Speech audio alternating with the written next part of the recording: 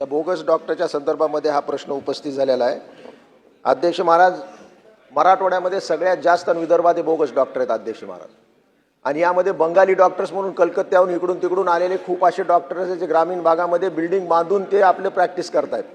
म्हणून माझी मंत्री महोदयाला स्पेसिफिक प्रश्न आहे की आपण नर्सिंग ॲक्ट खाली यांचं रजिस्ट्रेशन आहे का नाही चेक करावं।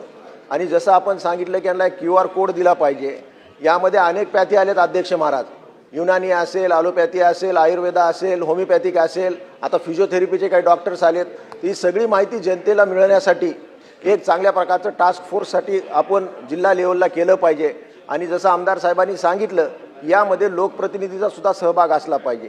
आता तुम्ही कलेक्टरला अध्यक्ष केलेला आहे, कलेक्टर वर्षातून एकही मीटिंग घेत नाहीत, एकही कुठं धाड टाकत नाहीत। लोकप्रतिनिधीला सगळ्या गावनागाव माहीत असतं की कोण कुठं बोगस डॉक्टर काय करतोय म्हणून। हे सर्रास अध्यक्ष Maharaj steroid powder, steroid medicine कुठून देऊन टाकतात अध्यक्ष महाराज। त्याच्यामुळे असं वाटतं ग्रामीण भागातल्या की मला किती पॉवर आली म्हणून अशा प्रकारचे जे डॉक्टर्स आहेत यांच्यावर कारवाई झाली पाहिजे अध्यक्ष महाराज। आणि नव्यानं आपण जे मेडिकल कॉलेजेस काढलेले आहेत त्यामध्ये डॉक्टर पास जरी झाले तरी ते ग्रामीण भागात जायला तयार नाहीत। जोपर्यंत या बंगाली डॉक्टरला आपण पायबंद घालणार नाहीत तोपर्यंत ह्यात सुधार होणार नाही। अध्यक्ष महोदय, आत्ताच सन्माननीय सदस्य सांगितल्याप्रमाणे जे आता जिल्हास्तरीय तालुकास्तरीय आम्ही समित्या केलेल्या आहेत त्यामध्ये आम्ही निश्चितपणे लोकप्रतिनिधीला सुद्धा घेण्यासाठी आम्ही पुन्हा त्या समितीची पुनर्रचना करू। आणि जोपर्यंत लोक तक्रार करणार नाहीत किंवा अवामुख असा डॉक्टर बोगस आम्हाला वाटतोय तोपर्यंत शासनाला कळणार नाही।